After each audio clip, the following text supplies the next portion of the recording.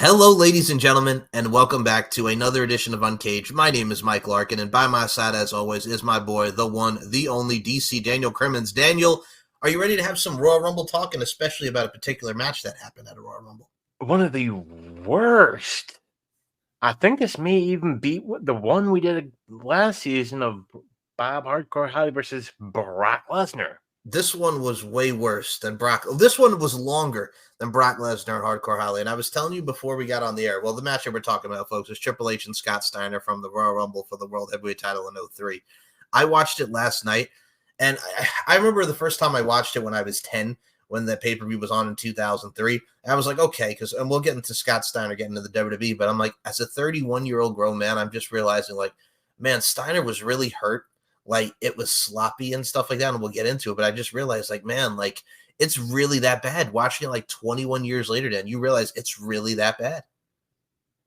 Yeah, and don't get me wrong, like, I kind of wonder if that's why Steiner hated Triple H because of these. Because if I remember right, they had this match, and then the following month at No Way Out 03, I think they had the rematch, and that one was even worse. Oh, that one was way worse. Oh, no, if I had to say which one was worse, was the Rumble. The second one was meh, but it was still pretty bad, and Triple H won, and then Scott Steiner wasn't even on WrestleMania 19, and then he would feud with Test, and excuse me while I slip off the apron at Bad Blood 2003. One of the best. He tries to jump off like for an axe handle or something or a tackle, and he slips and falls on his ass trying to get the Test. It's so funny. He feuded with like Test for like 6 months, but then they became. What was it when he tried to do the diving clothesline? He face planted. He face planted and he tried, but yeah, no, that Test feud was even worse because that went on for like 6 months, and then they were a team because he turned heel, and then he just disappeared. The run was horrible. And I remember like the WWE Confidential that they did on him, where he's like, I'm ready to outpower everybody. I'm looking forward to wrestling whoever it may be. Because this was at the time, if you remember, the build to Triple H and Scott Steiner was Steiner had a contract. Is he going to go with Raw or is he going to go with SmackDown? And I remember that image of Stephanie McMahon in the ring, and she's sitting at the desk, and Steiner kind of just like goes on top of her, and it's like, well, what are we doing here, buddy? And then like he was ready to like show him the big bad booty daddy to Stephanie McMahon, and I'm like, okay. And then with Raw, he had the girls. Like, it was a bidding war to get Scott Steiner, but the most memorable one was Give Me the Fucking Mic, Survivor Series 02, beats up Matt Hardy and Chris Nowinski, and he debuts. Now, your initial thought and reaction of hearing, because it was, remember, this is a year later after they bought WCW. It's let's bury all the WCW talent because we beat them and we own them now. What were your thoughts on the Scott Steiner signing coming into fruition? And what were your thoughts on, hey, he's back a year after WCW was gone? As with typical with people back then, horrible freaking timing. Like, I thought, like, the time to do it, like with the NWO, for example, was right in the invasion. Like, that would have been the time to do it. Bring in the NWO, then do the invasion. Like, they come in with the NWO. Well, that was my thing too, because it's one of those things like you have the invasion happen, and then the people you bring in are like Mark Jindrak, Chuck Palumbo, Sean O'Hare. DDP was great, Booker T was great too, but they didn't have the Stings, the Hogans, because they all decided to sit out their contracts. Exactly, that's the thing. For those that maybe don't know or don't remember, Mark Jindrak, who was actually initially in a tag team with, I believe it was Palumbo. And then that didn't work out, so they put him with O'Hare. Yeah.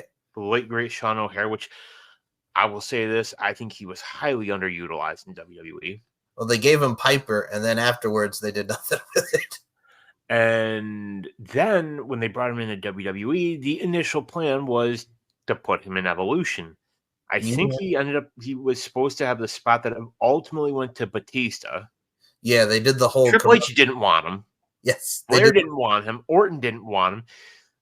There's promo material that you can see from, I think it was from the entrance video, where you see them walking down the street. Yeah, like going towards the Reservoir Dogs thing, yep. And you see Jindrak, and they're like, yeah, he didn't fit. They did the whole thing on the Ruthless Aggression documentary on the network where it was like Triple H, like you mentioned, like Triple H didn't want him because him and Randy Orton were friends and they were immature and he like couldn't take it. And like him, because him and Rick wanted to tell stories about the business and Mark Jindrak and Randy Orton just wanted to goof off. More And have parties and be party. like the Four Horsemen. Yes. But Which, just not to cut you off, Mike, but that time frame, like, it's not the 80s anymore. You can't be, the Four Horsemen. You can't be Ric Flair from back in the day. You can't do that in the early 2000s. And hell, even now. Right. You certainly can't do it now. Oh, no. You kidding me? Like friggin' Rick talking about all the girls come to the hotel to see me and the Stinger, ages 18 and over. And I'm like, Rick, what are the fuck is wrong with you, man? Like, Rick, look at your calendar. Look at the year. Rick, it is not 1987 anymore. What the actual fuck, man? And Sting is a married man who is now Christian. Like, what are you doing, bro? With your old ass in your 70s. No woman 18-year older wants to go to the hotel with you and ride Space Mountain, Rick. Not anymore, sir. Not anymore. Yeah. And you know what? Here's the thing. Okay. Like, it doesn't work. Like, there are things that Ric Flair, and we're going up on a tangent. There are things that Ric Flair could do.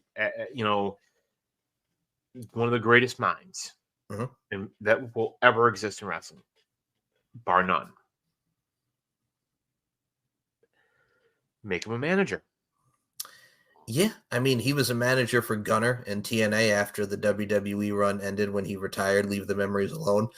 And he did the TNA run. He was with Gunner for a little bit. He was with the Mortal. He did the match with Jay Lethal, still one of the best woo-offs ever. And his feud with Mick Foley, which... No, I don't want to relive it. I don't want to relive it. Even Ric Flair has said he should have stayed retired.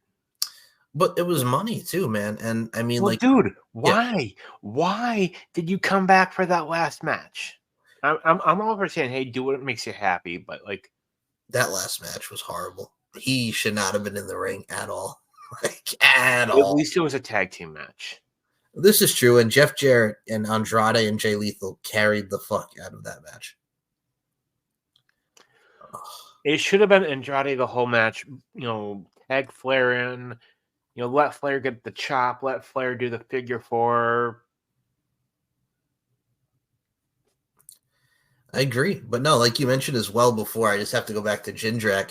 It's one of those things too as well. Like Jindrak will say it wasn't Ric Flair that didn't want him in there because Rick was having a good time with him and Orton. It was mostly Triple H. But I'm like, Mark, you were also immature, so there's a lot of factors that go into that. And I mean, Batista was the great fit to put him in there. He was the right fit. Oh yeah. And then it makes you wonder, like, if they had stuck with Mark Jindrak, would Jindrak have gotten the push that Dave got? I don't know, but here's the thing: what also would have would Jindrak be Drax the Destroyer? You can't see me. I'm invisible. I gotta say something about Jindrak. He did become a big star as Marco Corleone in AAA. So I gotta say he did get a Mexico rub in there, so that was pretty cool. But no, that year, him and Garrison Cade, before he was with Trevor Murdoch, Garrison Cade and Mark Jindrak. Were you a fan of their tag team? I did. And God, I miss Trevor. I miss Lance Cade. Yeah, I miss him. Like, dude, him and Murdoch were a great team. Well, they were. Like, they flowed together very, very nicely for the 3 years that they were a tag team. Oh, yeah. And then we have Trevor Murdoch on his own. 2-time NWA World Heavyweight Champion. He was the singing guy for a little bit in WWE. He was singing "I Got Friends in Low Places." And don't forget his movie reviews. The movie reviews, yes, on Unlimited. You're right. I remember that. Oh my goodness, this is mid 2000s peak here, folks. With WWE. Wild times. But you know what? Hit me. We talk about wild. I don't know how you can't talk about the whole thing, and the build up to this match. They did the pose offs, or I think the the pose-ups were the Rumble match, right? So I'll go into it here. So Scott Steiner chooses to go to Raw. He signs the contract and he's like, "Hey, I want a world heavyweight title match. It's in my contract. If I don't get it, I'm out, Eric." And then Triple H is like, "Yeah, we'll do it." And then we get to, like Daniel mentioned here, they did an arm wrestling contest. They did a push-up contest where it was a bunch of J-Brones as judges. They were enhancement guys. And Scott Steiner belly to belly the living bejesus out of them. Mollywopped them, as you say. Mollywopped them, yes. And friggin' stripped Triple H down to his underwear. And, and we also had the pose down, which was very big as well. Like, that was the buildup. And the Trust Company Falling Apart, which was the theme song for Royal Rumble 2003, like, that song was great, and the video package was great. But here's my thing with that, and we'll get into the match here. Like, you could tell by watching it, Daniel, like, the crowd was into it. Boston, Massachusetts was lit for their entrances, and then the bell rang. And the bell rang. And then they're just like, yeah, this sucks. Why are we watching this? Well, because the problem was, did you know that Scott Steiner was like hurt going into this? No. So the story was he had lingering foot injuries from WCW and he started wrestling too soon and he got in there too soon. And if you watch the match back, like I think you can see it, like he's holding his knee, he can barely move. Like he goes for like a double underhook suplex and falls down with Triple H and it looked like crap. He's mostly I remember that now. Like yes. He went to do the double underhook suplex and he kind of fell back. Yeah, and most of his blows in the matches were like shots to the back, kidney shots, a Boston Crab, chops and punches and suplexes, and he didn't really do anything else. And Triple H is doing like neck breakers and stuff, trying to make him look good. Because the thing about it, two people said that Triple H sandbagged him during this match, and I'm like, no, he did not. He was doing his very best to try to work with friggin' Scott because he was injured. He was hurt. And you know what? To parlay that into today, yeah, you know, the reports of MJF, who I still say he's not going to WWE, and if him being injured, I don't see Triple H letting that happen. No, the problem with that is he's gonna be dialed down of what he can do. It's like you're not going to be doing stupid shit where you're dropping an elbow and bursting your fucking hip. You know what I'm saying? Like he's going to be like mellowed down, but it's like, do you want to make money or do you want to do dumb shit? You know what I'm saying? And I like MJF, but he's been doing a lot of dumb shit. Well, to be fair, he's also a New Yorker. Well, yeah, that is true. We all are a little nuts, if you will. But that's the thing, man. It's just it's very interesting to me, and like I mean, we're not going to be talking about how we're the safest company ever. When like a few months ago, I feared for my life, and John Moxley got dumped on his dome piece twice because dumbasses. But that's the thing too. It's just safety is important. But when Tony Khan said that we're the safest company out there, I laughed my ass off. Can you freaking believe that, dude? After everything and fearing for his life months ago, it's the safest company in the world. When Brawl Out, then I guess Brawl In. Brawl In and Brawl Out, yes. And I'm sorry, I gotta say it. Hey, say it. We got Matt Riddle, who's now with New Japan, which okay, cool, good for him. Yeah, him and Tanahashi for the TV title. I'm cool with it. People that are now singing his fucking praises were vilifying him a couple months back when he was in WWE, saying, "Oh, he couldn't wrestle for shit." Stop. Yeah. Now all of a sudden you love him, and you'll really love him when Tony Khan signs him, which I guarantee you he will. Oh, agreed. He can smoke him as much as you want here, Matt. You want to just act like a fool? Go ahead. Go ahead, Matt. I mean, WWE didn't release him because he sucked. Because he didn't. His NXT run was great. And then they made him a goofball on the main roster. Thank you, Vince. But, I mean, Rated RKO got over, but the problem with him is you can't push him. When he's here and you try to push him to here, he always does something that makes him go back down to here. He's a liability. I mean, with everything. The problem with Riddle was the incident at the airport. Right. I think that was the last straw. I don't think it was a performance issue. I don't think it was that. I think it was a PR issue. And he's a headache. And I mean, we've said this as many times. When you have Endeavor, and you I can't. I, I still think Yeah, that Dana White said, "Hey Vince, that Matt Riddle guy, that you got working for you, can you give me a solid and yeet him on out of here." Yeet. Yeah, Yeah. on out of here, Riddle. No, but that's the thing too. It's like I've never hated him for his wrestling abilities. No, He's a fuck up. He needs help. We said this when he got released from WWE. He should go get help. Stop at the clamoring. He should go to AEW. He should do this. I mean, he has 2 dates booked right now. He's facing Jacob Fatu in MLW. which should be good. It's gonna be good. Facing Tanahashi now, but the big one that everybody was surprised about was Dolph frickin' Ziggler, Nick Nemeth at friggin' Wrestle Kingdom, and now it looks like it's going to be him and Dave Dave Finlay. Finlay, Yep, because he loves to fight. the son of Fit Finlay. Yes, And now WWE has also signed Dave Finlay's little brother, I think Brogan, I think is his name. Yes, that's right, and he's in the Performance Center now. Yes, And I will say this: Ziggler, Nemeth, whatever you want to call him, that I'm all for. that promo he cut when he attacked David Finlay post press conference there, and he just cut this impassioned promo was great. Like I will tell you, Ziggler. Well, I'm still gonna call him Ziggler. It's hard to call him Nick Nemeth, I know. I'm sorry, I don't call Adam Copeland Adam Copeland. Edge. He's Edge. Yeah. If there are some people that I would say, Tony Khan, you don't need them. Give Nick Nemeth whatever he wants. I mean, for someone who started out as Kerwin White, Chavo Guerrero's caddy, as his real name, and as Nikki in the Spirit Squad, and then Dolph Ziggler. Mikey!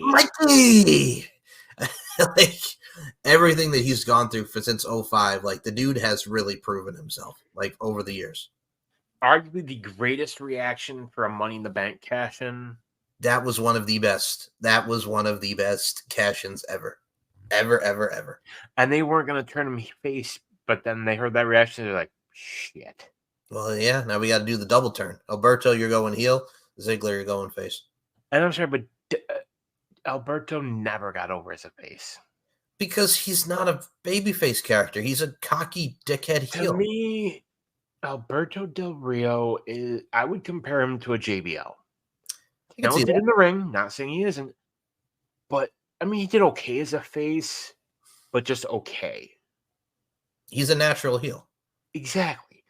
Like, looking at some of the people they have now, like Santos Escobar, the dude just exudes heel. And then you add Angel Garza and Humberto Carrera with him now to replace. That's great. Like, it's awesome. It works. And am I saying that Escobar can't get over as a face? No, I think he could. I mean, look at Edge, one of the greatest heels in WWE history. But he was also a very good face too, but a better heel. And it's doable. I think it's going to be interesting. I'm curious if Andrade, El Idolo, Del Rio, or Andrade, whatever gimmick they give him, if he goes back as Andrade El Idolo, realistically, it'll probably be Andrade Almas. Andrade Cien Almas, yes. Dude, I could see him on SmackDown and him being involved in that LWO storyline with his mommy. With his mommy, which I hope Charlotte comes back soon. I really do. Like, yeah, if you saw, I don't know if you saw what she had posted on Instagram, like how genuinely touched because she's not used to being, loved. Oh yeah, when she was in the hospital bed, right? Yeah, I saw that. Like, I think it goes to show the people that can respect the worker hate the gimmick, but respect the worker. That's the thing too. She's been one of those ones, and we've seen her in NXT since 2013. Like, watched her grow. Yeah, and I'll be honest. When she first started, she sucked. then when she started working like Natalia and all these people, like it worked. It worked. Man. Well, I think part of it was she was trying so much to be her dad. Yeah, but and then she started strutting. Yeah, and I think putting her with Natty was perfect. Like, I will say of all the WWE women that have come through in the last 20 years, I think Natty has got to be one of the most underappreciated. Agreed. And I mean, look at what she's doing now with Jade Cargill, and you saw Ricky Starks there too, and the friggin' there she's training in the dungeon. Yeah. And I think having Jade train, hell, she got Ronda Rousey ready for WrestleMania, Yep. which need I say more? Her Ronda Rousey's first run was great. Her second run, not so much. No. I think Because it just seemed to me like she just didn't care. the only thing I really liked about it was her and Shayna were the tag champs because it made sense. Like that was about it. And then And Shayna. then the random turn, Shayna walks out on Ronda, and then you think Shayna's going to be the heel, but no. Well, you didn't really know who was the heel, but let's be honest with you, they all hated Ronda and they love Shayna. And I think that was a big mistake they made. Was like there with that feud, like there was no clear, defined, like. Well, I think what they're doing with her now is they're making like there was a period where like Shayna and Zoe Stark because they respected each other, like they were baby faces slightly, but now it looks like they're going back to being heels as a tag team, Which works. yes, and if they win the tag titles, I'm not opposed to it. No. And I'm sorry, but Shayna, like her, I would love to see them do her and Rhea Ripley again. Well, I mean, they haven't wrestled each other in like 4 years, so I mean, it makes sense. Exactly. Like you can run back the whole NXT story. I'm like, I would much rather see that again than have to sit through Triple H and Scott Steiner again. I like how you segued that. So Right back into it. right back into it. So here's my thing. We mentioned the buildup of pose downs, arm wrestling, Triple H in his underwear, push-up contests. The match, it was just horrible, just working on the back, suplex. Grizzling shits, neck breaker, and shit. But the point of the match that really gets into it, we talked about it being slow and plotting. Scott Steiner can barely walk. They fight to the outside, and then he hits him with the belt while Ric Flair is distracting the ref. Triple H is bleeding, and then they go back into the ring, and then Triple H gets the sledgehammer and deliberately hits him because Triple H, Errol Hebner knows Triple H is trying to get disqualified, but then he doesn't do it at first. Then he gets a sledgehammer, then he hits Scott, then he disqualifies him. The people boo it, and then Scott takes a sledgehammer, lays out Rick, lays out Triple H, Steiner recliner. Eric Bischoff comes out. You see friggin' Tony Gurria and Sergeant Slaughter and all these people trying to friggin' stop Scott Steiner. And then he puts the title over Triple H and the crowd boos. Like Triple H is supposed to be the heel. This is the beginning of the Reign of Terror now, folks. And Scott Steiner's this babyface that came in is looking a rip ass, and then he goes right into the title picture because they think, oh, this is going to be money because it's Scott Steiner, and then he just shits the bed, and it's one of the worst. Part of it, like, yeah, they thought they were getting the Steiner from 2000, from WCW. They thought they were getting Scott Steiner with Medeja Scott Steiner. They thought they were getting NWO Scott Steiner. That's what I mean. That's what I'm referring to. Yeah. Like, I'm sorry, but the time to bring him in was in the year 2000. Like, there were contracts, AOL Time Warner contracts which to me is still weird that there were people that they had two different types of contracts. There were people that had WCW contracts, and then there were network contracts. That makes no sense. Well, you know what it is for me? And again, bringing him in, and I'll tie this into what you're saying. Like 2001 would have been great to see him come in, or 2000, like the tail end of WCW's going out. My thing is, you bring him in, and I understand that they brought in a lot of people a year later because people sat out on their contracts, what have you. But my thing was, again, as a 10-year-old watching Give Me the Fucking Mic at Survivor Series, I would have not had him go right for the World Heavyweight Championship. I would have started him out, mid-card, and then work his way up there. I would have go directly into world title territory. So what I would have done was I would have bought out his contract. All right. During the invasion, have it not looking good for, for Shane and Stephanie. Mm-hmm. And then, they have it look, and, yet when they had the surprise, when you think it, and when Angle turned, mm-hmm. I would never have had that happen.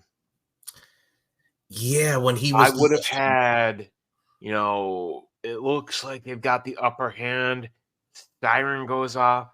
Holler if you hear me. Mhm. He comes out, joins the alliance. Boom. Okay, now if you would have gotten Kurt Angle and Scott Steiner in 2001 as opposed to Kurt Angle and Scott Steiner in 2006 in TNA, oh my goodness. Drizzling shits. Well, that match was not bad. I will say. I mean, Kurt Angle. Likable. And, what you want me to say? It's a drizzling shits. Yeah. Yes. Okay, it was pretty bad, but it wasn't the worst thing I've ever seen. Charmel and Jenna Maraska, anybody? We don't talk. We don't talk about We're talking that. about And we don't talk about Snooki and was it Trish Stratus? yes, Snooki and Trish We against don't talk John. about that either. That match never happened. Oh my god! But yeah, no, Kurt and Scott Steiner. What was that? 2007 ish. Yeah, I think 2000. so. Yeah. But my thing is, whatever. But the thing is, like, you could have brought him and he would have been fine. But Yeah. should he have dude, if you're having a lingering foot injury, and I know you're being pushed there, but he wound up having drop foot syndrome, which like one of his legs was like paralyzed and the muscles and they were weak in his fucking foot. Like, wouldn't you have just like gone to have that checked out before you came there? Or you could have worked him in. It's weird to me that they cleared him. True, but like also if you're like them, like if you know that like he's hurt, why wouldn't you just build the suspense of okay, where's he going to go for like a few months and just instead of rushing everything? Because Like, just have him show up. yeah, like you didn't have to have him wrestle. Like, I mean, but was that a Vince thing? Like, Vince loves muscled up, roid ragers. Well, Rick Booz just said this in his latest interview. Like it was the reason why for his release it was not just injury but different regimes. Like, and what that means is Vince, God damn it, look at that build. And then Triple H was just like, meh. You know what I'm saying? Like different regimes. Different regimes. Just stop. Agreed, man. But Triple H and Scott Steiner is memorable for that. And what I also want to add to that too, as well, is the fact that you start out going for him right there. And I'll tell you this, I remember. So you know how WWE does the holiday tours? They still do, like we saw with Dominic. I was there at Madison Square Garden in December 26, 2002. And you know what Scott Steiner was wrestling on that show? Who? Matt Hardy, because he attacked him at the Garden at Survivor Series. And I'll say this right now, folks, that match was the drizzling shits too. It was really, really bad. Like, he should not have been wrestling then, but he did. And it gave us one of the worst ever Royal Rumble matches for the World Heavyweight Championship. But do you also remember what was on the Royal Rumble 03 card? Because that card, besides the one good match with Kurt Angle and Chris Benoit, yes, I'm saying his name because the match was really good. And he who shall not be named. I know. But he got a standing ovation, and both rightfully so, because that match was incredible. But that card also featured Lance Storm and William Regal against the Dudleys for the tag titles. It featured Brock Lesnar versus the Big Show, and whoever won would go into with the Rumble, and which Brock Lesnar would win the Rumble. Tori Wilson and Dawn Marie in the first ever stepmother and stepdaughter matchup. That damn Al Wilson, he died because he was making that love to Dawn Marie, and she fucked him to death, literally. And then that slap at the casket. This little shit happened, folks. She slaps him at the funeral, and then they're fighting, and then the casket just drops. And Dad, I'm sorry. That happened. That fucking happened, and it was horrible. Goddamn Al Wilson. The fucker. The fucker. But here's the thing, and God rest his soul, but that whole Royal Rumble 03, besides Angle and He Shall Who Not Be Named, and the Rumble match itself, that friggin' pay-per-view was dog shit, man.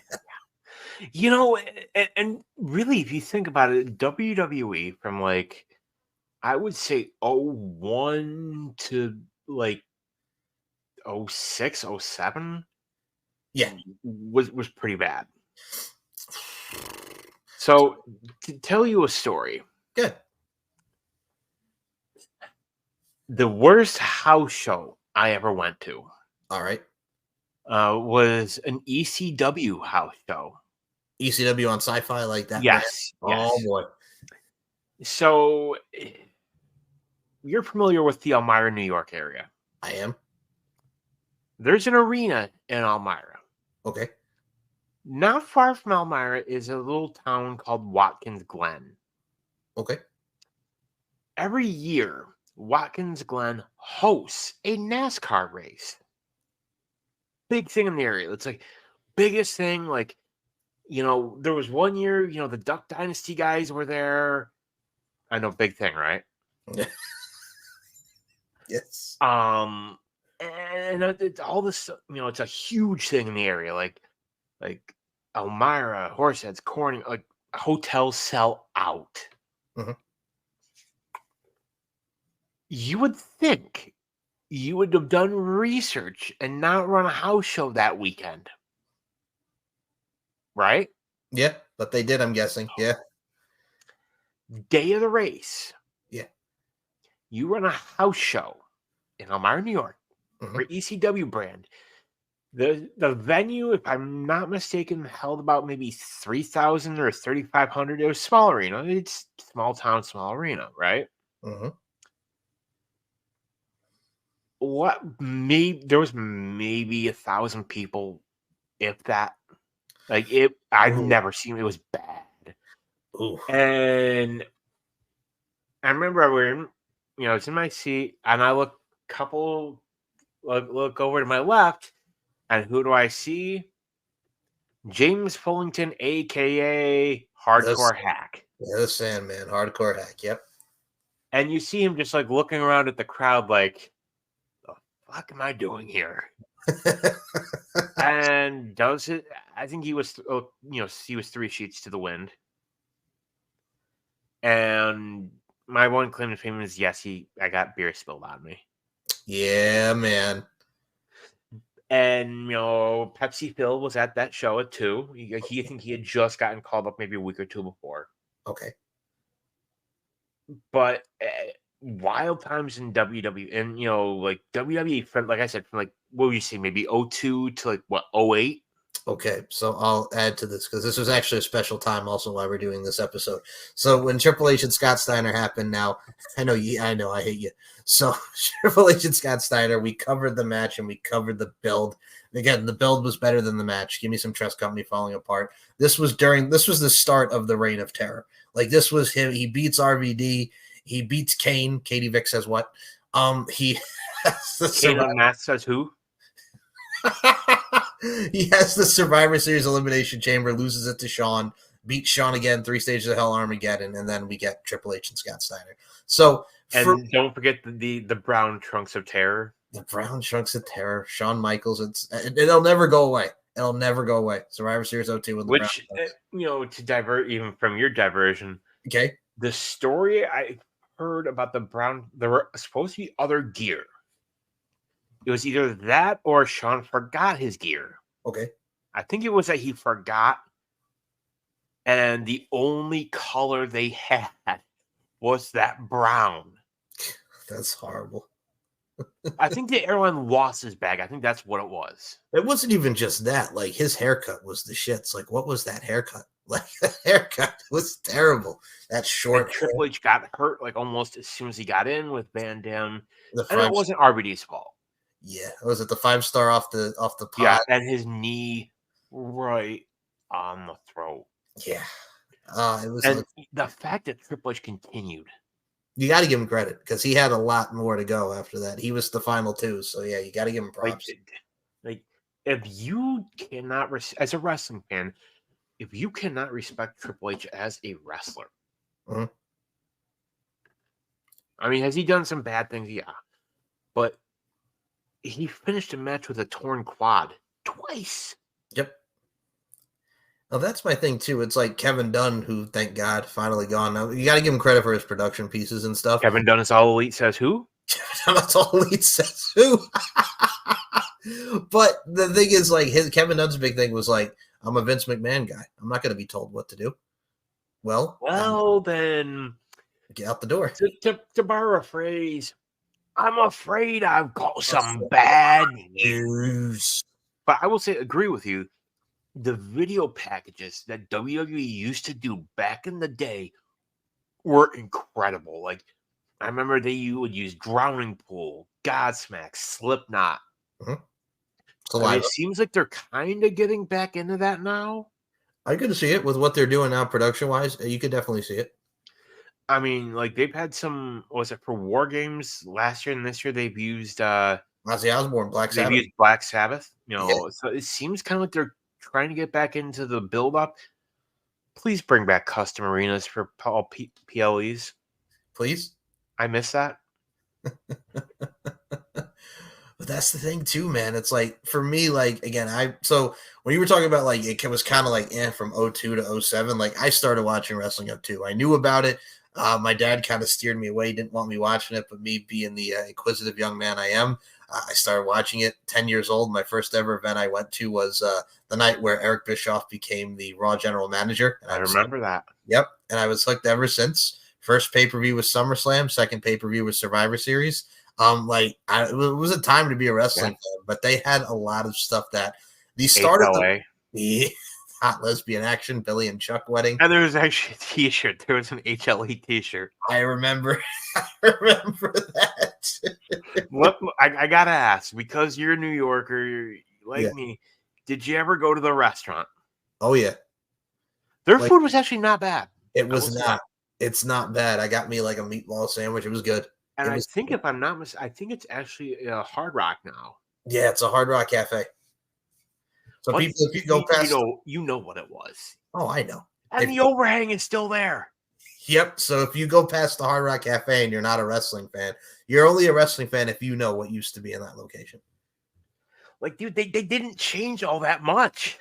Like, that's really just a thing. Like, that's why it's so funny, because I'm like, oh, it's the world, but it's not. It's the Hard Rock Cafe. Like, if you look like where like the awning is, it's the same awning.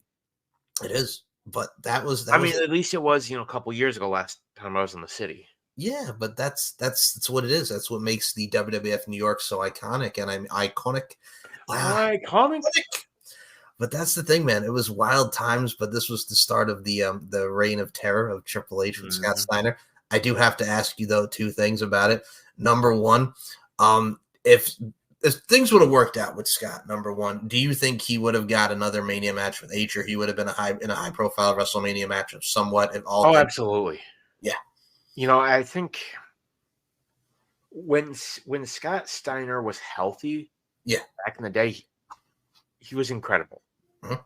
And like, you look at what Vince wants: big, muscular, checks those boxes. Could Scott also wrestle? Oh, yes. Absolutely.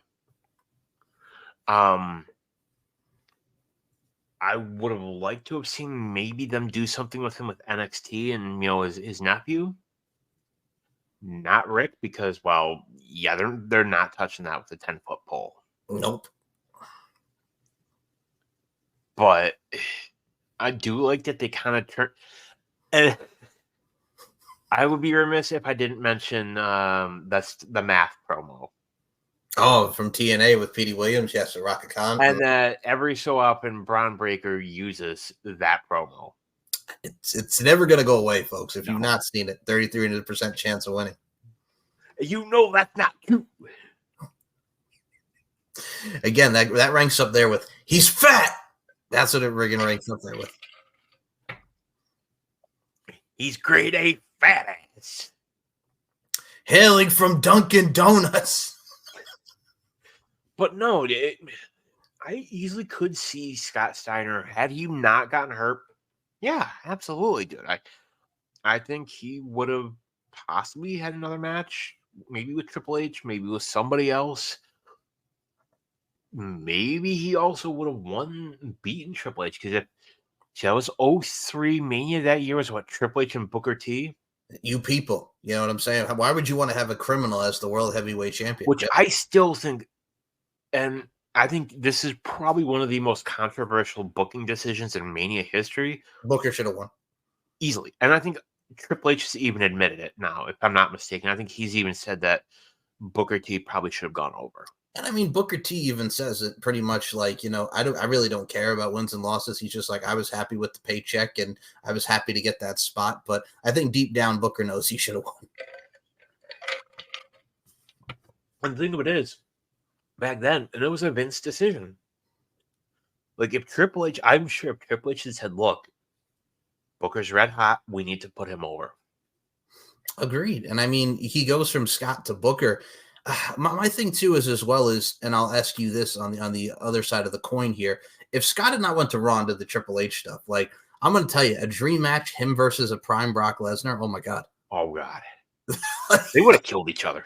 they would have. Like I would have been all for Scott Steiner and Brock Lesnar if he would have went to SmackDown. We talk about controversial decisions, and this is to tie into our previous episode with that pay-per-view that you made me watch. December to Dismember 06. Check it out. Go back and watch it. We talked about Daivari versus Tommy Dreamer, which Dreamer was initially supposed to win. Yeah, I sent Dan the video of this because it was so. Dreamer was legitimately pissed and went to Vince and said, "What the fuck did I do to deserve this?" Mm-hmm. And Vince was afraid. It was like, dude, that was my call. And Vince said, "Tommy, look, it was my fault. It was my call, and it was the wrong call. I'm sorry." Mm-hmm. Vince doesn't apologize. He doesn't, but that time he did. Either he legit knew he made the wrong call, or he was afraid of Tommy Dreamer, or both. Or both. My guess is both. My guess is both too. But us New Yorkers, we tend to get a little emotional, Passionate.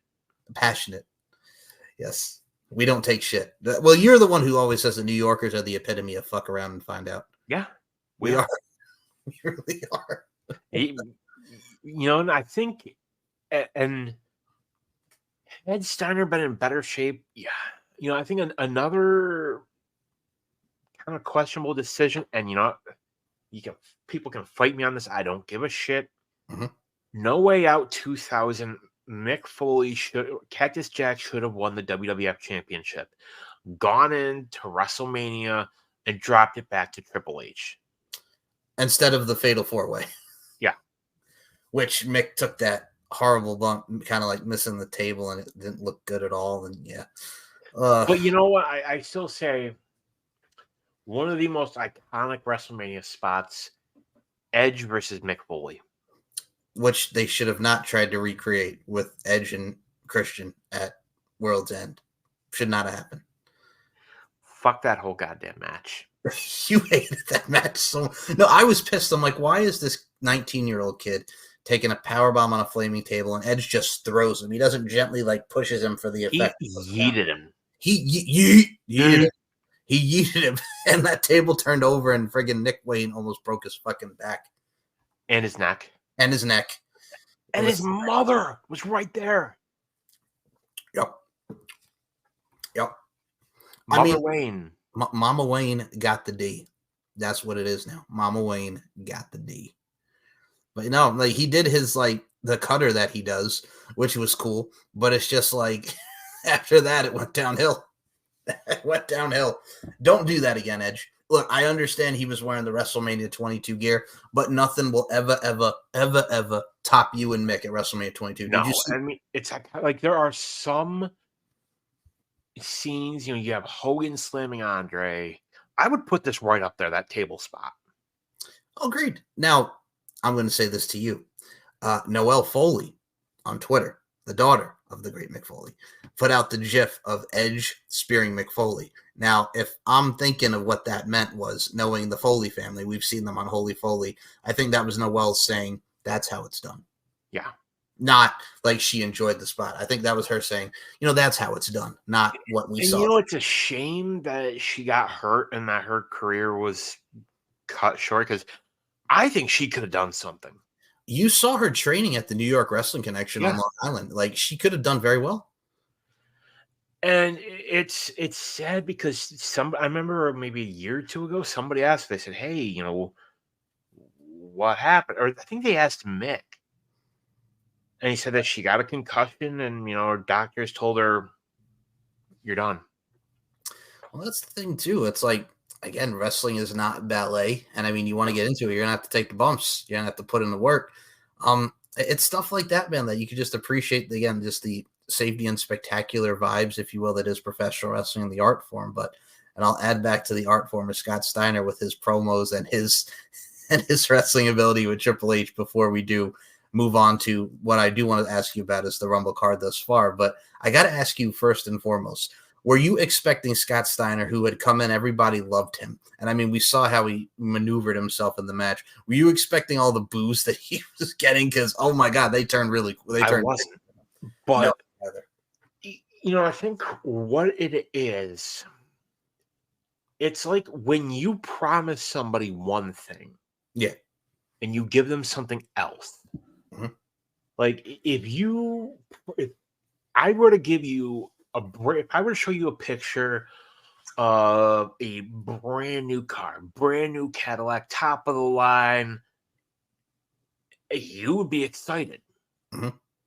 But then if I hand you the car and it's, the car's right, but it's dented, scratched, rusted, pretty quickly you're going to be, what is this? Yeah. I mean, and ultimately, the Steiner we got was not the Steiner we thought we were going to get. And no.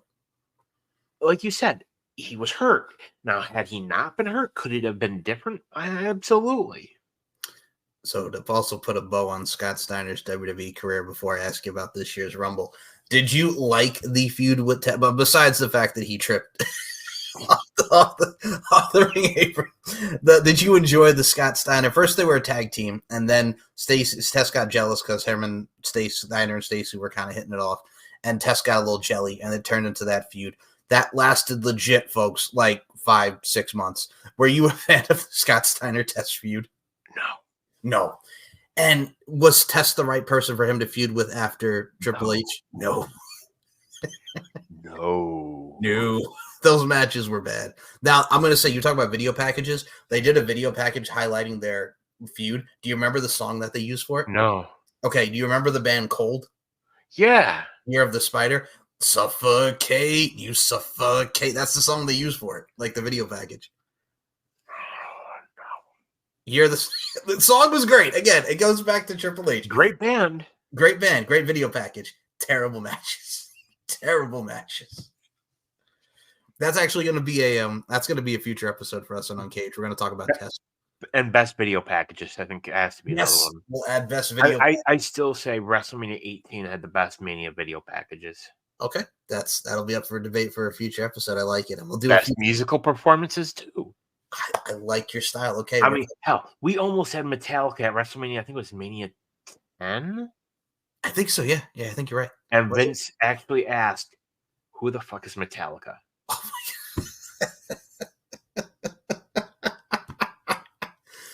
god.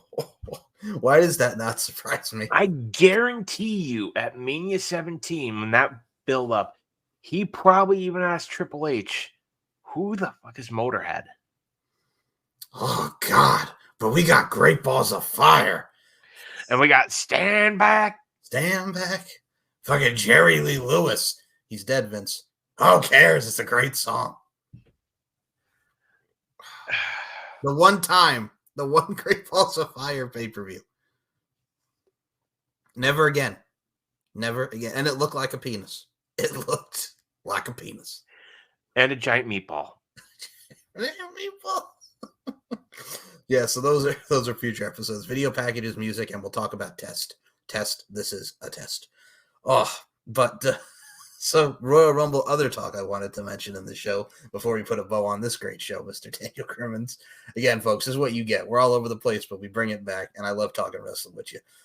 So far, the card for the Rumble is Logan Paul and Kevin Owens for the U.S. title, a fatal four-way. Yes, a fatal four-way for the world title, and the 2 Rumble matches. I'm happy. I'm hyped right now. You know, I am. I will be perfectly honest. I'm kind of looking forward to it.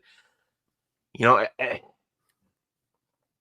I think, this is going to be a creative way for Roman to win it. Mm-hmm. Because so after this, there's Elimination Chamber in Perth. Yep. And then Mania. Yep. And of course, we'd be remiss if we didn't mention the return of the greatest former WWE champion of all time. I enjoyed it. I see. All right, if you want to do a troll, you're talking about The Rock. I'm talking about Jinder Mahal. Don't hinder the Jinder. The greatest troll. Triple H knows how to troll people because was the greatest. Like, you don't know who it's gonna be, and then you hear the classic modern day Maharaja theme song, and like You were like, oh, you're like, are you freaking kidding me? And then, of course, it's The Rock and Rock. Now everyone says it's going to be Rock versus Roman for the title. yeah, at Perth. Pay attention to what The Rock said. The Rock did not state he was coming after the title, did he? Mm-mm. He wants the bigger prize. The head of the table. The head of the table. Now, this is The Rock, and it said people are saying, "Oh, well, they're going to do this at Mania. Rock's going to win the Rumble. Cody's not going." No, it's going to be Rock, and they said, "Oh, well, Perth's already sold out." Yeah, but you want big. You want this to be a big show. Well, that was my problem with people. It's like, oh, they're going to put on a B pay-per-view. I'm like, this friggin' venue is like 70,000 stadium. Like, you're going to do it in fucking Perth. Like, come on now. That's a big deal. Yeah. You know, and if you're trying to gain bigger international expansion into other markets, this is what you do. You get guys like The Rock. So, you do Rock versus Roman. Mhm. It can go either way. And then at Mania we get Rock versus Cody. Cody wins. Finally finishes that goddamn story, and he can shut the fuck up about it. That's the thing. I don't see like Roman and a Rock at WrestleMania. That's the Perth match. Roman and Cody, I leave for Mania. I do see him retaining, of course, over LA Knight, AJ, and yeah, LA Knight, AJ, and yeah. And Randy Orton. But no, I mean, I'm really looking forward to it. I like the Fatal 4-Way thing. And I think probably, if I'm not mistaken, I think we're probably going to get Bailey versus Io, possibly. They may be saving that for Mania. I'm not sure which way they're going with this. I would save it for Mania. That's a Mania match. I would say save it for Mania. You know, have the face turn, the Bailey face turn, which we all know is coming. Mhm. You know, and as far as Rhea, we're probably going to get, I'm going to say Becky's probably going to win the Women's Rumble. That's my guess too. I mean, you know what it is? What I like about Triple H's booking is obviously the fact that we're getting 2 nights of WrestleMania ever since the pandemic happened has been golden, because that was a totally fucking random thing. Yeah. Because they didn't want to have all that talent in one room. Mm-hmm. And it worked. But here's my thing, Daniel. It's like Triple H, how he books, as opposed to Tony Khan, great matches. How he books compared to Tony Khan is quality over quantity. Like, you have 4 matches announced for the Royal Rumble, the 2 big Rumble matches, the world title and the US title. If you just add Seth and probably Drew again, maybe like a last man standing match or something, add that 5, we're good. We don't need 15 to 20 fucking matches on the card. And I will say this. Yes. This past Monday, we got Seth versus Drew. Which was great. Yeah. Incredible. Mm-hmm. Drew has been on a tear lately. Like, the promo that he got maybe a couple weeks ago. Wow. That was honestly when he talked about, the sacrificing. That was very well done. Well, there's a lot of realism and authenticity to what he says, and it's very true. But here's my thing with Drew McIntyre, man. You also have the involvement with the Judgment Day because Damian Priest tried to cash in. Mm-hmm. So I like that element's still in place. So, I mean, if you do another Seth and Drew, like the final battle, if you will, like, I'm cool with that. Like, the whole build so far to the Royal Rumble has me hooked to that event. You know what I'm saying? And I mean, like, NXT, they got coming soon as well with Vengeance Day soon in Clarksville, Tennessee, out of all the places. Yeah. To go. Like, that's kind of weird. Kind of weird. But hey, we're going to Clarksville. It's going to be good. Like, I'm looking Last train to Clarksville? Last train to Clarksville, whatever the fuck it is. But yeah, no, I'm looking forward to Ilya and the title match and everything that's going with that. I look forward to Carmelo. Yeah, I'm really wondering where they're going with this whole Trick Williams, Carmelo Hayes. One of them's turning. I think it's going to be Carmelo. You and I talked about this the other day. Mm-hmm. Maybe they pull a swerve. I don't know. So they have Trick Williams have his first T-shirt. That whoop that trick. Whoop that trick. Whoop that trick. And the crowd loves him. he's charismatic, and I mean, when he started, I'm just like, okay, it's a big dude. He's his like heavy. I mean, he's all right, but then he worked his ass off. Like he has gotten leaps incredible heaps and bounds. Similar, I would compare it to Shawn Michaels and Diesel. Yes, no, I agree. When the heavy kind of people start to be like, okay, wait a minute, we can get behind this guy. And Rick Williams is somebody that the crowd can get behind. Honestly, don't break them up. Don't have one of them turn. But it's going in that direction, and it It's has, probably going to be Carmelo, yeah, realistically. and I'm looking forward to it. But my thing is, let's see how they execute it. I think it'll do well. Ilya, I'm curious to see who he goes against now after, the thing that he did with Baron Corbin. It looks like Baron Corbin and Braun Breaker in the Dusty Road Tag Team Classic. Same with Axiom and Nathan Frazier. Like, I'm curious to see where they go with Dragunov. If my gut is telling me anything, I could see him and Ridge Holland again, just because of what happened. And they'll probably have Ridge Holland take the title off of him Oh, for because God's sake, please, no. No, no, no, no, no, no, no, no, no, no, no, no. Don't do that. I think what you do, because you don't have a whole lot of tag teams in NXT. Nah. What I'd like to see is have them bring in, some all-stars. Mm-hmm. Give us Gargano and Ciampa. Yeah. Give us a Creed Brothers.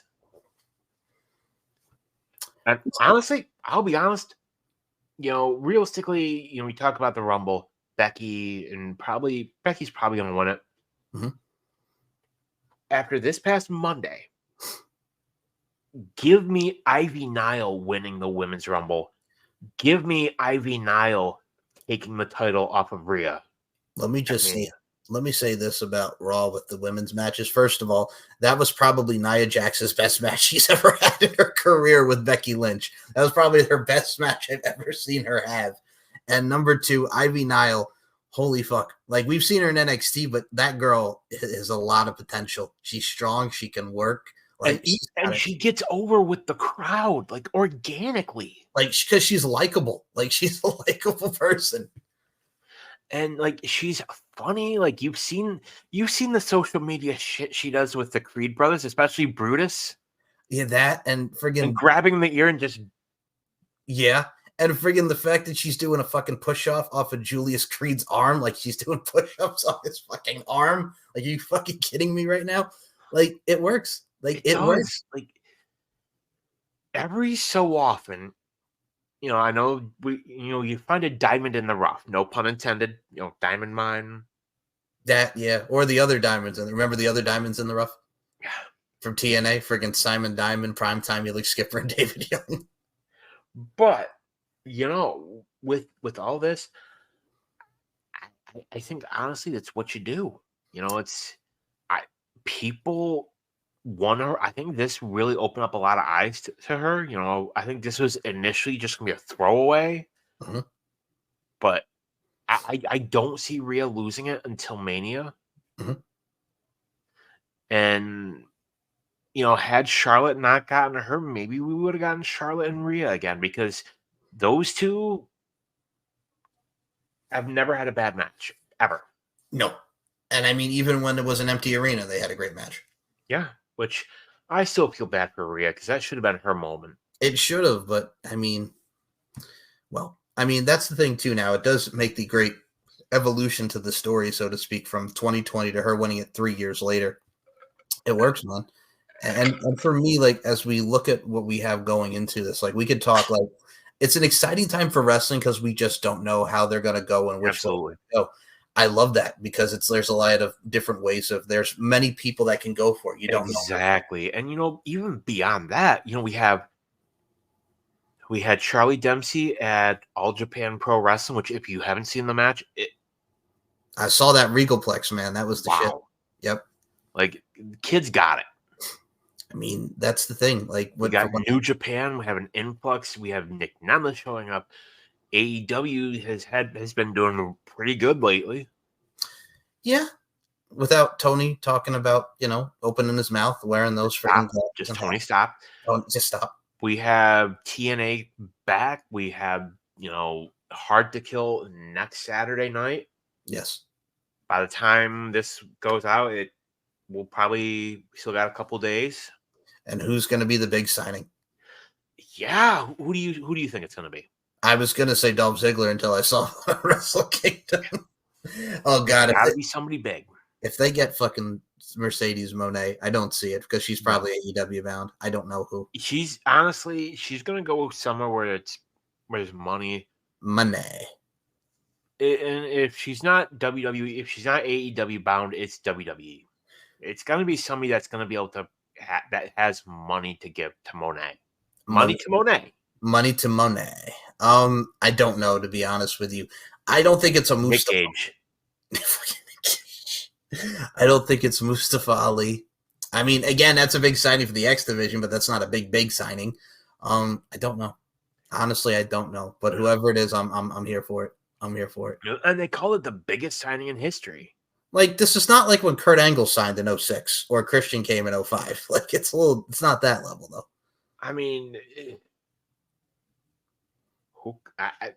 I still don't know. I don't know. Maybe? No, he's going back to WWE. I just don't know. Like, Hulk Hogan. Fucking God, not again. No. Brother, we're going to do the TNA Monday Night Wars again. Hogan, that didn't work the first time. Who cares, brother? We're going to do it again. We're just going to do it again. We're just going to do it again. Like, I'm trying to think who it could be. Mm-hmm. I would have said Nemeth. Yeah, until we saw. Maybe it still could be. Because he's not going to be in Japan all the time. Like, New Japan doesn't run shows like every week, every other week. You know, that was my thing. What is this, like a one-off? Like him and like David Finley's like a one-off, right? I don't know. Nobody knows. And I saw his brother there, so I started thinking, like, are we going to get Dolphin, Ryan Nemeth going for the IWGP tag titles? Like that? Maybe. We don't know. So, I mean, it's, could it be Kazuchika Okada? Yo, if they get Okada, hey now, you're an all-star. Thank you, Smash Mouth. But I'm all for it. I you know what? I'm excited that we're back to TNA because it's great to fucking call it TNA. Also, let's not forget, the latest rumor we heard is that Trinity Fatu. They said going home. They said that she's supposed to be back at the end of January, so hello, Royal Rumble. Maybe you have her show up and win it. Rhea and Naomi. Wait a minute. Wait. Yeah. Hear me out. Okay. What family is she a part of? Oh, friggin' Jimmy Uso and the Bloodline thing. Bloodline. Yeah. Mm-hmm. What if... Mm-hmm. I know this is wild. What if she helps Roman win? Hey. Okay. All right. And her being with Jimmy and the Bloodline. Okay. All right. You put into the universe. I like it. I mean, Stranger Things. Yeah. Okay. People have been clamoring for it for a while. And, it's like, I feel if they do it, if they book it right, it could be good. Agreed. Like, first of all, when she first turned heel and was like, fuck everybody, like, I was cool with that. I like that because it's just like, fuck all y'all. I'm not dancing anymore. And then friggin' like, she came back with the glow, but still, like, it works. Like, she's good, whatever she does. Highly underrated. Yeah, and like when I first saw that she signed to TNA, I'm like, okay, this is cool. And then she wins the Knockouts title, and she's having these incredible matches, and I'm like, okay, you go, girl. Like she's really proven herself. I think her leaving WWE was more about like she wasn't getting the respect, and I think her going to TNA was her saying, "All right, I'm going to show you what I can do." Watch her matches with Deonna. Like her and Deonna, that's another one. Deonna Purrazzo is now all elite. What are your thoughts? Okay. That's my thing. And I like Deonna Purrazzo, but here's the thing. Like they put her right into the title match. And I'm going to say this. What happens when she gets lost in the shuffle? Because they don't know what the fuck to do with anybody. The problem is, and WWE's got the problem too. They do. you have bloated rosters. So Well, WWE has 3 hours for Raw, yep, 2 for SmackDown, yep, 2 for NXT. That's 7 hours. yep, AEW has Dynamite, so that's mhm, 2 hours. yep, Collision, Rampage, 5. yep, yep. 5 hours. And Ring of Honor's taped, so Yeah. eh, Well, no, wait, hold on. So a Dynamite's 2 hours, Collision's 2 hours too. yeah, And Rampage that's is 1. yeah, I forgot. Yeah, thank you. So 5 hours. Yeah. And I mean, do you count Ring of Honor? No. No. But still, it's yeah, they have loaded rosters. You know what I'm saying? Both Like companies do. they And do. I don't want people to think that we're bashing, one over the other I'm because not trying we're to. not. We're not No, doing they're that. not. Like you and I, when we talk about this, and it's just, I think for me, what frustrates me more with AEW and the WWE product, like I mentioned to you before, like with WWE, anybody could go for it. They could be this person, that person, because they make Yeah. them feel important. With how Triple H is booking, you just don't know. Like that's I great. mean, It's a story. my biggest fucking gripe with AEW, and it's been now since the beginning, the women's division. You have the talent. Mhm. Like, use it. That, and I think just because Tony Khan has become so unlikable because he acts the way he acts, and just like he doesn't help himself like that. I look at him and I'm like, that's not a businessman. That's just a spoiled rich kid who has a wrestling company because his daddy got it for him. And then again, yeah, I will say this: let the talent speak for themselves. that's my thing. I mean, Wembley was probably one of their greatest shows they've ever done, and I oh, loved it. me too. Top to bottom, it was a great show. Like, This whole devil storyline, not so was much. it obvious? Yeah, it was. Everybody, if you didn't think it was going to be Adam Cole, what are you But, doing? but also at the same time, like if he's going for the title at Wembley, why wouldn't he just like do the turn heel there with Roddy and walk out there and screw him there, as opposed to just waiting and delaying the It was so inevitable? good. True, but the thing is, like his explanation. Now they're already starting to tease with Wardlow with the whole like, he's going to give me the title after So this is basically Christian Cage and Kill Switch. Kill Or Switch. this is what he did with MJF. Remember when MJF was like, he's going to win this and then he's going to hand it to me because I am his boss? He's doing the same shit again. That's So I the mean, it is what it is. But like I said, it's hopefully she's happy. At the end of the day, look, I don't care what talent goes where. Mhm. As long as they're happy and they're making money, cool. that's I'm the thing. Yeah. totally fine with it. And that's the big Is Andrade going back to WWE? Probably. Is Malachi Black probably going back to WWE? Yeah, maybe. probably. Buddy Matthews? Probably. Mhm. That being said, Brody King. I Mhm. know he was on Triple H's radar for a minute. Mhm. Do I see them pushing him? No. No. Again, bloated roster. I think that's just what is the big frustration about both companies is the bloated rosters. As a collector, Yeah.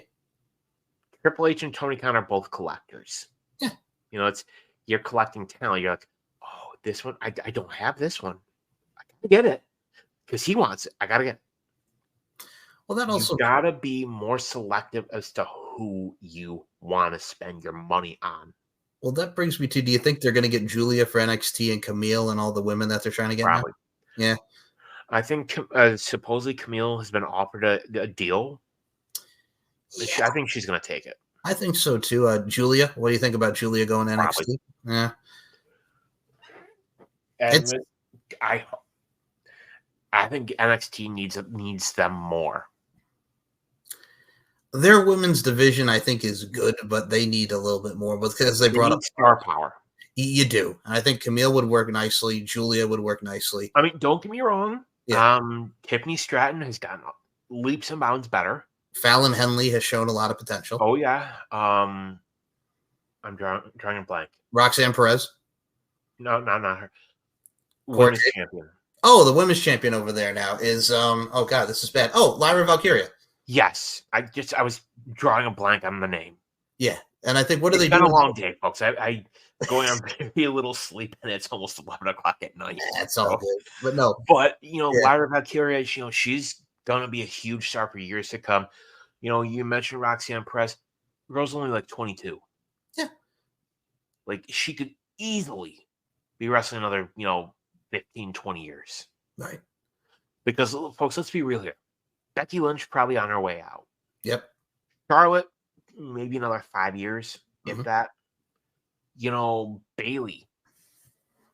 Let's be real here. So it's gonna be an interesting couple of months. Okada. It said Triple H wants him, I mean, he's got his boy Nakamura there. and I'm loving this whole Nakamura Cody Rhodes thing. I'm Me loving too. it. I think well, this is the Nakamura we needed, man. Like, I still say Nakamura versus AJ. Nakamura should have won that match. Same here. I was all about Nakamura beating AJ. Would Triple H have booked Nakamura to win? I don't know. And this whole AJ, I kind of digging this darker AJ. It reminds me of when he was doing the Evil Ways thing in TNA in 2013 with the biker and the biker gimmick. And we had Io Sky versus Michin. Good match. That was probably one of the best matches of Mia Yim's WWE tenure right now. I gotta say, I think they need to split up the tag titles again. Man, like, like you got Alba Fire, you got Isla Dawn, Yes. you got a lot of women like that coming in doing the damn thing. I think it would be great. I'm gonna make a bold prediction here. Are you? Yes, I am. Damian Priest is going to fail his cash in. Okay. And it's going to be used. Either one of two things is going to happen. One, he's going to lose the briefcase. Okay. Two, he's gonna cash in.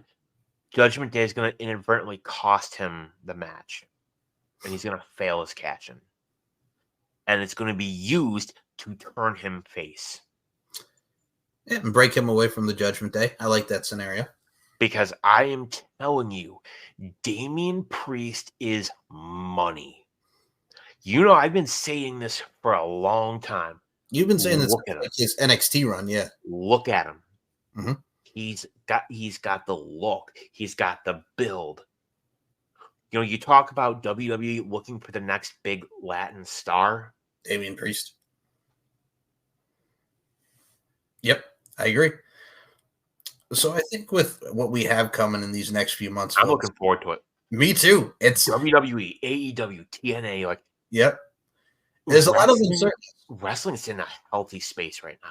It is. There's a lot of uncertainties and surprises, but I'm here for the ride. And you know what? I don't care where the ride's going. Just off to the races. I will say this. I'd like Tatum Paxley on that ride with me to the moon.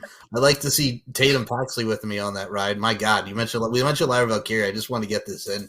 Like Tatum Paxley, like being like her stalker, trying to like make sure she's the champion. Like Tatum Paxley went from like doing nothing to being like involved in one of the main storylines of the women, which is great to see. I'm digging that. Like there's so much good wrestling out there, and that's what I'm saying, man. It's gonna be. I'm all for it, dude. I could not be more excited. We went through a lot of dark times, with wrestling. With it only being WWE. It was never going to be TNA as the number two.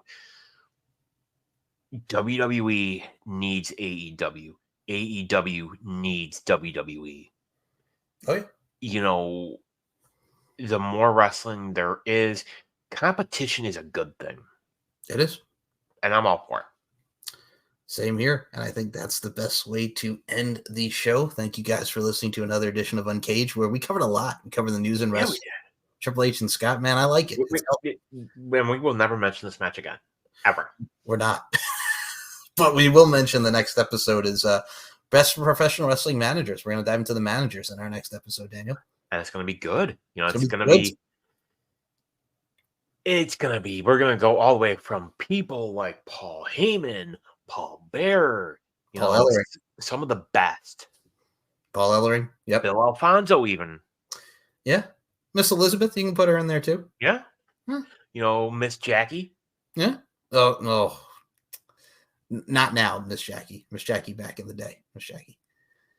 Yeah. We had some good old Harvey Whippleman. Hervina, baby. Hervina. Former WWF Women's Champion. We are going to go into the pit. Yes, that happened. We're going to go Yes. Yes, it did. Yes, it did. Y'all think Santina was the no? No, Hervina. We're going to go into that in the next episode. That was a thing.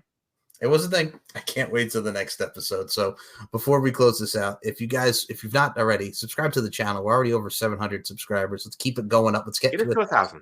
Get it to 1,000. Let's go. Maybe once we get to 1,000, maybe we do a live episode. Hey, all right. Maybe. Sounds good to me. Sounds good to me. So check us out on all forms of social media: Twitter, SM Show 1 MCL92, Instagram MLarkinMB and Larkin_92, DCrimmins1 on the Instagram. Subscribe to the YouTube channel and check us all out. And guys, thank you for listening to another edition of Uncaged. My name is Mike Larkin for Daniel Crimmins. We'll see you in the next episode.